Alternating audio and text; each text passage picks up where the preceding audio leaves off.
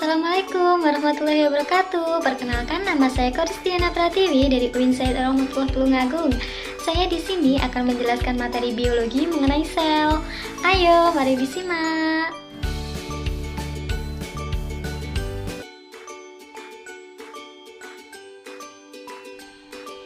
Yang pertama, kita akan masuk ke dalam bab pembahasan umum tentang sel. Sel berasal dari bahasa Latin yaitu cella yang berarti ruang kecil. Sel pertama kali ditemukan oleh Robert Hartz, di mana Robert Hartz ini melakukan pengamatan dengan menyayat batang quartz sugar dan mengambil gabus yang terletak di tengah batang. Sel merupakan unit struktural dan fungsional dalam kehidupan. Di dalam sel terjadi reaksi kimia dan berbagai macam proses hidup yang merupakan ciri bahwa sel merupakan unit fungsional. Sebagai unit struktural sel merupakan komponen penyusun jaringan makhluk hidup. Kemudian, setiap sel terdiri dari protoplasma dan membran sel. Protoplasma kemudian terbagi lagi menjadi plasma sel atau sitoplasma dan inti sel atau nukleus. Nah, sebelum masuk mempelajari materi tentang sel lebih jauh, saya terlebih dahulu akan menjelaskan mengenai subbab pembahasan yang akan kita bahas pada hari ini. Yang pertama ada komponen kimiawi penyusun sel, yang kedua ada struktur dan fungsi bagian-bagian sel, yang ketiga ada transport membran, yang keempat ada sintesis protein pada sel, dan yang kelima ada reproduksi sel. Nah, setelah tadi mendengarkan mengenai subbab pembahasan pada kali ini, yuk kita simak materi tentang sel. Subbab pembahasan yang pertama ada komponen kimiawi penyusun sel.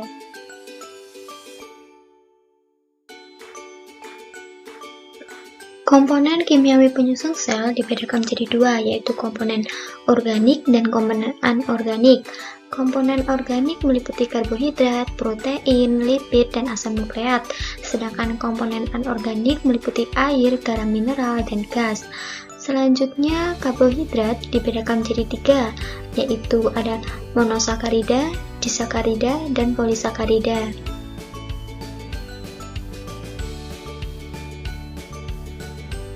Komponen organik. Sebelumnya telah dijelaskan bahwa komponen organik meliputi karbohidrat, protein, lipid, dan asam nukleat. Yang pertama ada karbohidrat. Karbohidrat tersusun dari karbon, hidrogen, dan oksigen. Karbohidrat sendiri berfungsi sebagai sumber energi bagi sel. Selanjutnya yang kedua ada protein. Protein merupakan molekul yang tersusun dari gugus karboksil dan gugus amino. Protein ini berperan sebagai katalitik dan mekanik dalam reaksi fisiologi sel serta bahan pembentuk komponen sel. Selanjutnya yang ketiga ada lipid. Lipid terbentuk dari asam lemak dan gliserol. Lipid berfungsi sebagai komponen membran plasma, hormon, dan vitamin. Lipid juga berfungsi sebagai sumber energi cadangan bagi sel, di mana lipid ini memiliki fungsi yang sama dengan karbohidrat, yaitu juga berfungsi sebagai energi sel. Selanjutnya yang keempat ada asam nukleat. Asam nukleat merupakan materi inti sel. Ada dua macam asam nukleat, yaitu DNA dan RNA.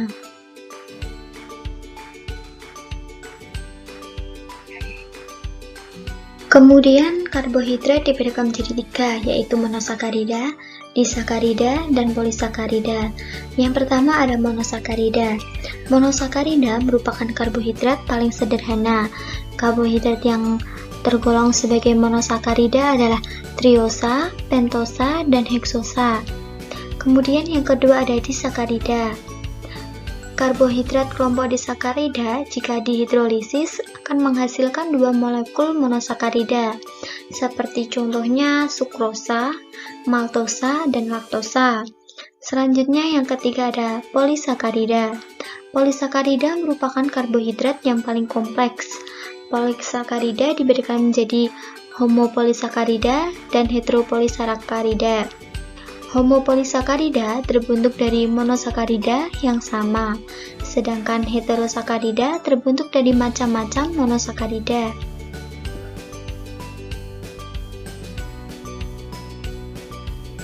Komponen anorganik. Komponen anorganik dibedakan menjadi 3. Yang pertama ada air, yang kedua ada garam mineral, dan yang ketiga ada gas. Beberapa gas yang terlibat dalam sel yaitu seperti oksigen, karbon dioksida, dan natrium hidrogen.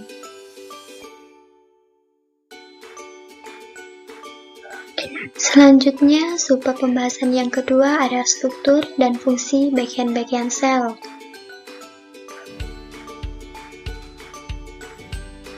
Struktur dan fungsi bagian-bagian sel dibedakan menjadi 2, yaitu sel prokaryotik dan sel eukaryotik. Sel prokaryotik merupakan sel yang belum memiliki membran inti, sedangkan sel eukaryotik merupakan sel yang sudah memiliki membran inti.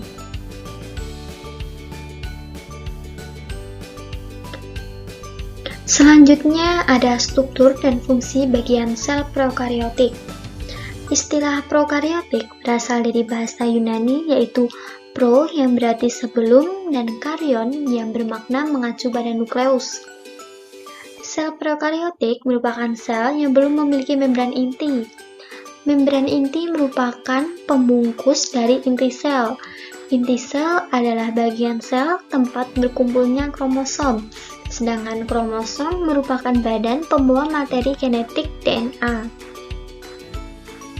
Nah, di samping ini merupakan gambar dari sel prokaryotik.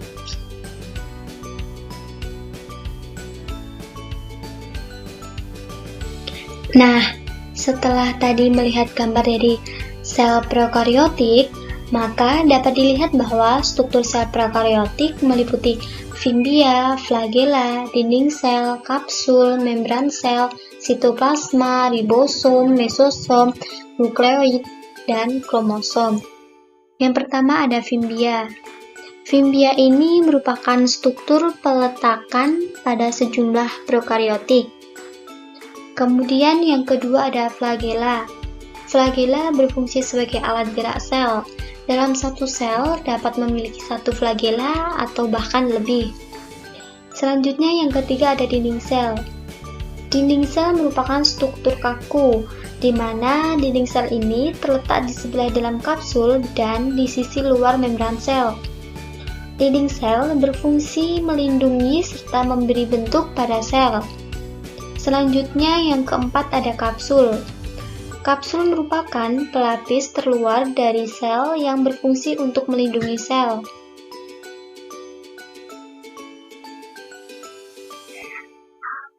Selanjutnya yang kelima ada membran sel. Membran sel merupakan membran yang menyelubungi sitoplasma, di mana membran sel ini berfungsi sebagai pelindung molekuler sel serta tempat lalu lintas zat. Selanjutnya yang keenam ada sitoplasma. Sitoplasma merupakan cairan dalam sel yang tersusun dari air, lipid, protein, dan komponen lain. Sitoplasma ini berfungsi sebagai tempat berlangsungnya metabolisme. Selanjutnya yang ketujuh ada ribosom. Ribosom merupakan tempat sintesis protein. Selanjutnya yang kedelapan ada mesosom. Mesosom berfungsi sebagai tempat pembentukan energi melalui proses respirasi sel. Selanjutnya yang ke-9 ada nukleid. Nukleid merupakan wilayah di mana kromosom berkumpul. Nukleid tidak dibatasi oleh membran inti sehingga kromosom berbatasan langsung dengan sitoplasma. Dan selanjutnya yang terakhir ada kromosom. Kromosom berisi materi genetik yaitu DNA atau RNA. Kromosom merupakan pelekukan ke dalam membran sel, di mana kromosom sel sendiri berfungsi sebagai tempat berlangsungnya fotosintesis. Selanjutnya ada struktur dan fungsi bagian sel eukaryotik. Istilah eukaryotik berasal dari bahasa Yunani yaitu eu, yang berarti sejati dan karyon yang mengacu pada nukleus. Pada eukaryotik, sebagian besar kromosom berada dalam inti sel yang dibatasi oleh membran. Jadi, eukaryotik sendiri merupakan sel yang sudah memiliki membran inti. Sel eukariotik tersusun atas 3 komponen utama, yaitu yang pertama ada membran sel atau membran plasma, yang kedua sitoplasma atau sitosol atau yang sering disebut dengan cairan sel, dan yang ketiga ada organel sel.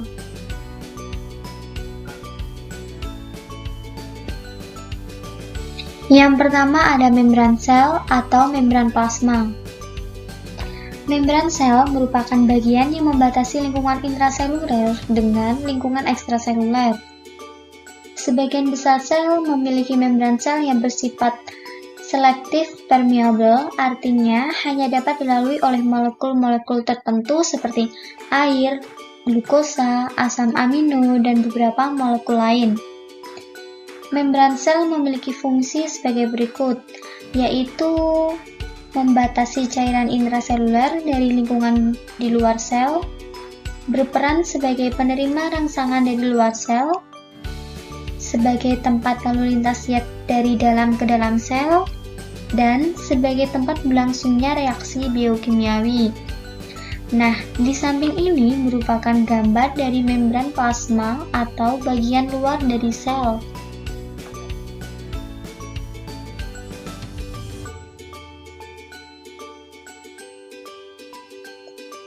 Yang kedua ada sitoplasma. Sitoplasma merupakan cairan dalam sel. Sitoplasma berupa koloid yang tersusun dari air, oksigen, karbon, hidrogen, nitrogen, dan unsur-unsur lain dalam jumlah yang sangat kecil.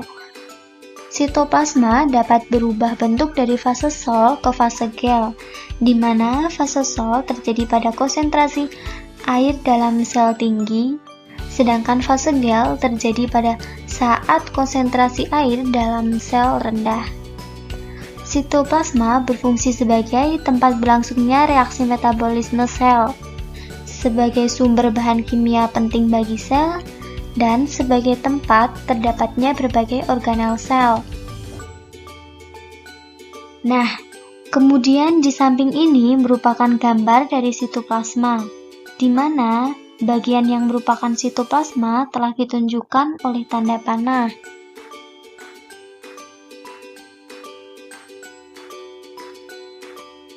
Yang ketiga ada organel sel.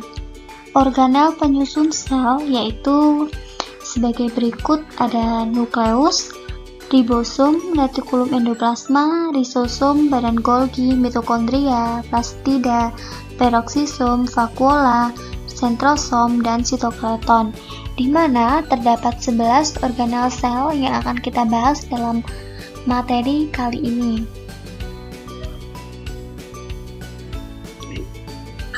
Organel penyusun sel yang pertama ada nukleus atau inti sel. Nukleus adalah organel terbesar dalam sel. Pada sebagian besar sel nukleus terletak di tengah dan berbentuk oval atau bulat. Setiap nukleus terdiri atas 3 bagian, yaitu selaput, nukleoplasma, dan nukleus. Yang pertama, selaput membran nukleus. Selaput membran nukleus terdiri atas 2 lapis, yaitu membran dalam dan membran luar. Yang kedua ada nukleoplasma. Nukleoplasma ini merupakan cairan dalam inti. Yang ketiga ada nukleus. Nukleus disebut juga anak inti. Fungsi nukleus adalah sebagai pengantar aktivitas sel, pengantar pembelahan sel, dan pembawa sebagian besar informasi genetik berupa DNA.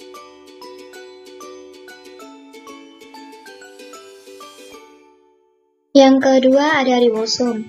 Ribosom merupakan organel yang terbentuk dari kompleks RNA dan protein. Ribosom disintesiskan dalam nukleus. Terdapat 2 macam ribosom, yaitu ribosom terikat dan ribosom bebas, di mana ribosom terikat melekat pada sisi luar retikulum endoplasma atau selaput membran nukleus, sedangkan ribosom bebas tersebar dalam sitoplasma. Selanjutnya, ribosom berfungsi dalam sintesis protein. Protein yang diproduksi oleh ribosom terikat digunakan pada membran atau dikeluarkan dari sel. Sementara protein yang diproduksi oleh ribosom bebas digunakan dalam sitoplasma. Nah, di samping ini merupakan gambar dari ribosom. di mana ribosom ini terletak di antara nukleus, pon, dan somet endoplasma retikulum.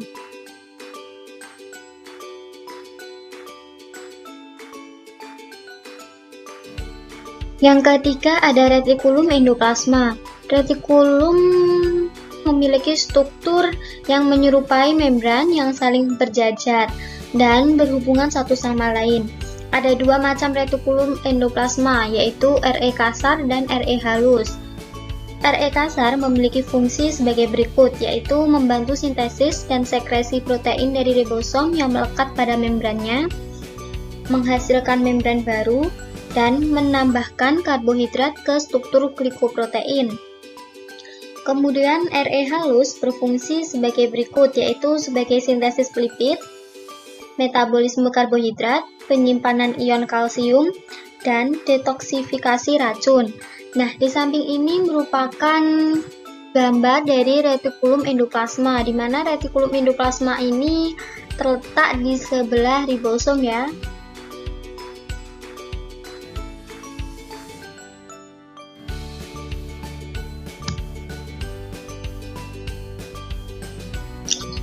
Yang keempat ada lisosom. Lisosom merupakan organel sel yang berupa kantong bermembran berisi enzim hidrolitik. Enzim tersebut berfungsi dalam proses pencernaan intrasel. Enzim ini bekerja dalam suasana asam. Dalam proses pencernaan intrasel, lisosom akan memfagosintesis molekul berbahaya atau organel sel yang sudah tua. Nah, di samping ini merupakan gambar dari lisosom.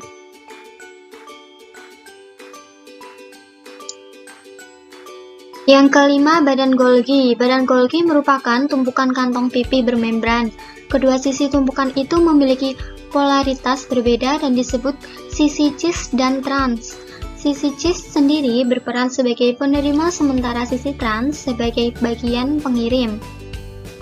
Badan Golgi memiliki fungsi sebagai berikut, yaitu mensintesis polisakarida, memodifikasi protein dan fosfolipid, menyortir produksi Golgi, dan kemudian dilepaskan keluar dalam vesikel, kemudian membentuk dinding sel pada sel tumbuhan dan membran plasma, dan membentuk akrosom pada sel sperma.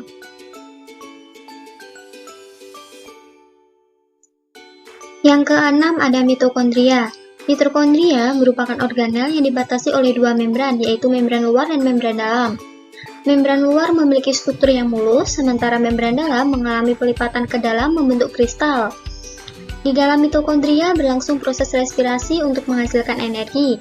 Mitokondria ini berfungsi sebagai penghasil energi sehingga mitokondria diberikan julukan the powerhouse. Nah, gambar di samping ini merupakan gambar dari mitokondria, di mana terdapat membran luar dan membran dalam, di mana membran dalamnya yaitu yang ini ya, yang memiliki lekukan ke dalam.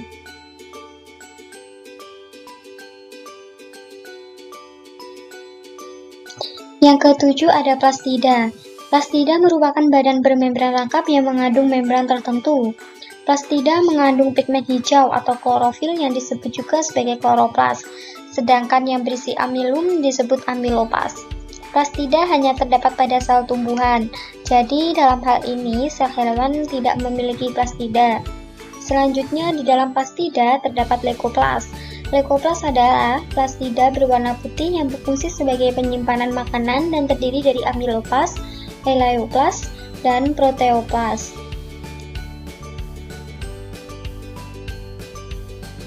Yang kedelapan ada peroksisom. Peroksisom memiliki membran tunggal yang membatasi cairan di dalamnya dengan sitoplasma. Di dalam peroksisom banyak ditemukan enzim yang dapat mentransfer hidrogen ke oksigen. Hasil samping dari proses tersebut berupa hidrogen peroksida yang kemudian akan diubah menjadi air oleh enzim lainnya. Peroksisom paling banyak dijumpai pada sel hewan, akan tetapi peroksisom juga dapat dijumpai pada sel tumbuhan. Peroksisom pada sel tumbuhan dapat terspesialisasi menjadi glikosom. Glikosom berfungsi mengubah asam lemak menjadi gula. Glikosom banyak dijumpai pada biji tumbuhan. Nah, di samping ini merupakan gambar dari peroksisom, di mana bagian dari peroksisom telah ditunjukkan pada panah.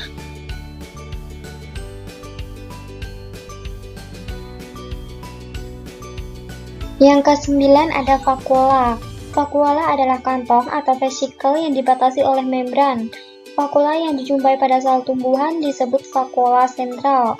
Vakuola sentral berfungsi untuk menyimpan cadangan makanan. Vakuola hewan cenderung lebih kecil dibanding dengan vakuola yang terdapat pada tumbuhan. Vakuola ini berfungsi untuk menyalurkan makanan ke seluruh bagian sel hewan. Selain itu juga terdapat vakuola kontraktil. Vakuola kontraktil ini berfungsi untuk mengelola kelebihan air dalam sel agar konsentrasi di dalam ion tetap terjaga. Nah, di samping ini merupakan gambar dari vakuola.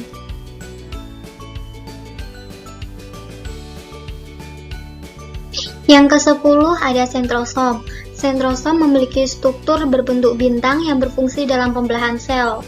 Sentrosom hanya dapat dijumpai pada sel hewan, sehingga pada sel tumbuhan tidak terdapat sentrosom. Sentrosom ini terletak dekat dengan nukleus. Di dalam sentrosom terdapat 2 sentriol. Selanjutnya yang terakhir atau yang ke-11 terdapat sitoskeleton. Sitoskeleton merupakan kerangka sel yang tersusun dari 3 jenis serat, yaitu mikrotubul, mikrofilamen, dan filamen intermediate. Mikrotubul menyerupai batang berongga. Mikrotubul tersusun dari protein tubulin yang tersusun secara dimer. Fungsi utama mikrotubul yaitu mempertahankan bentuk sel, membantu pergerakan kromosom dalam pembelahan sel, dan mengatur pergerakan organel dalam sitoplasma. Nah, gambar di samping merupakan gambar dari sitoskeleton, di mana terdapat mikrotubulus, filamen intermediate, dan mikrofilamen.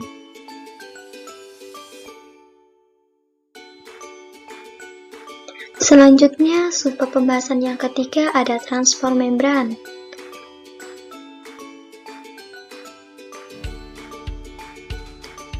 Transport membran merupakan mekanisme untuk menjaga keseimbangan konsentrasi larutan dalam sel. Dengan demikian, sel dapat bertahan hidup di berbagai kondisi lingkungan. Transport membran sendiri terjadi karena terdapat perbedaan antara konsentrasi lingkungan intrasel dengan lingkungan ekstrasel. Membran sel merupakan bagian sel yang paling berperan dalam mekanisme transport zat. Membran sel tersusun atas fosfolipid bilayer dan berbagai komponen lain yang mendukung berlangsungnya mekanisme transport zat. Lapisan fosfolipid pada membran sel mengakibatkan molekul nonpolar seperti karbon dioksida, oksigen, dan hidrokarbon melintasi membran sel dengan mudah. Sebaliknya, fosfolipid menghalangi molekul polar seperti air untuk melintas. Molekul polar dapat melintas membran sel dengan leluasa melalui struktur khusus yang disebut dengan protein transport. Protein transport yang dimaksud tidak lain adalah protein integral yang tertanam menembus lapisan hidrofobik membran sel.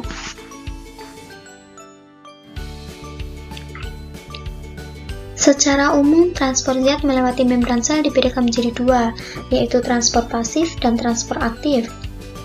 Transport pasif terdiri atas osmosis, difusi, dan difusi terbantu.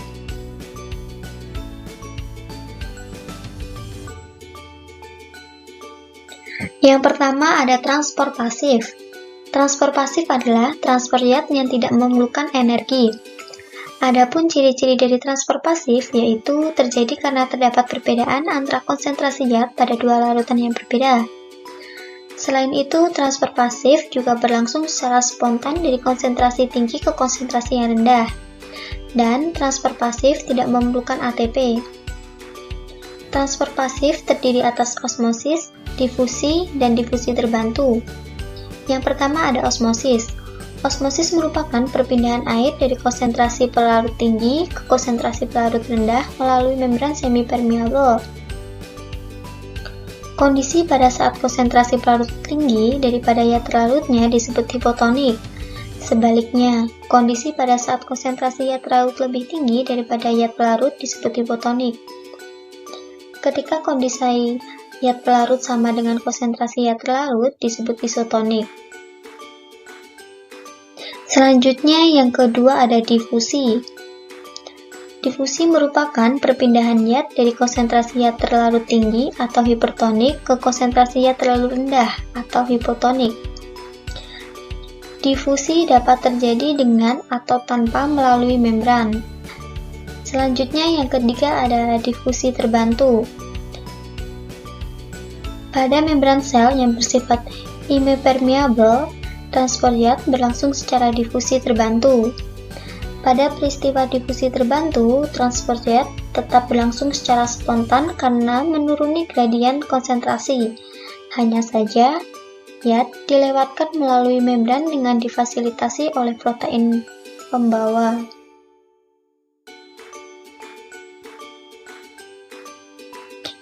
Kemudian yang kedua ada transport aktif.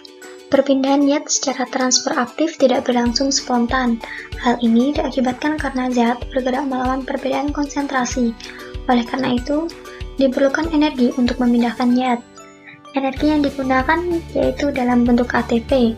Contoh peristiwa transfer aktif yaitu seperti endositosis dan eksositosis.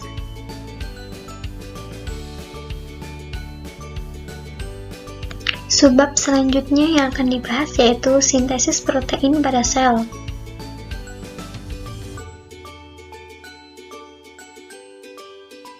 Sintesis protein merupakan proses penerjemah gen menjadi asam amino yang selanjutnya akan dirangkai menjadi polipeptida atau protein. Sintesis ini berlangsung dalam ribosom. Sintesis protein berlangsung dalam dua tahap, yaitu transkripsi dan translasi. Yang pertama ada transkripsi. Transkripsi merupakan proses sintesis mRNA dari DNA. Adapun prosesnya terbagi menjadi 3 tahap, yaitu inisiasi, elongasi, dan terminasi. Selanjutnya yang kedua ada translasi. Translasi merupakan proses penerjemahan mRNA hasil transkripsi. Transkripsi ini melibatkan ribosom, mRNA, tRNA, RNA, dan asam amino. Translasi terbagi menjadi 3 tahap, yaitu inisiasi, elongasi, dan terminasi.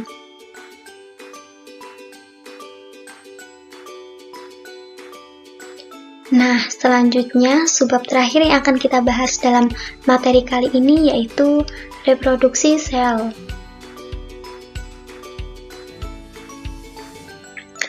Reproduksi sel terjadi melalui pembelahan sel secara mitosis. Dalam reproduksi sel, materi genetik seperti DNA digunakan sehingga setiap sel anakan memiliki DNA yang sama dengan sel induk. Pembelahan mitosis berlangsung pada sel somatik atau sel tubuh. Jadi, reproduksi sel bertujuan untuk memperbanyak sel tubuh sehingga makhluk hidup mengalami pertumbuhan. Selain untuk pertumbuhan, reproduksi sel juga bertujuan untuk meregenerasi sel yang sudah tua atau rusak. Ada 4 tahap pembelahan mitosis, yaitu profase, metafase, anafase, dan telofase.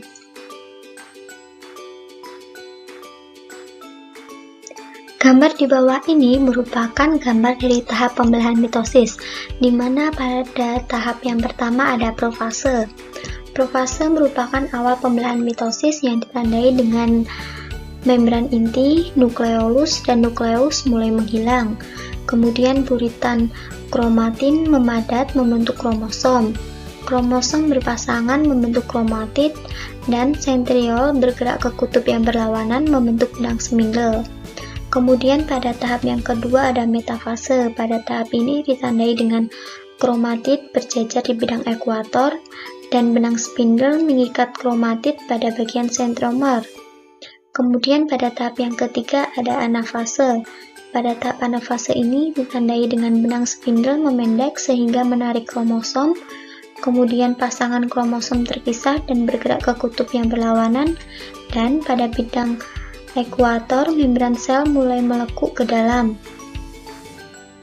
Kemudian pada tahap yang terakhir ada tahap telofase. Pada tahap ini ditandai dengan kromosom mulai terurai membentuk kromatin kembali, nukleus, nukleolus mulai terbentuk kembali, dan pelekukan membran sel di ekuator semakin dalam dan membagi sel menjadi 2 bagian yang sama.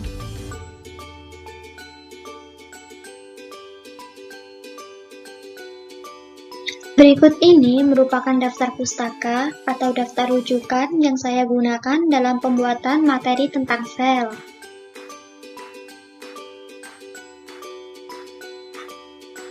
Sekian penjelasan materi mengenai sel dari saya, sampai bertemu di penjelasan materi selanjutnya.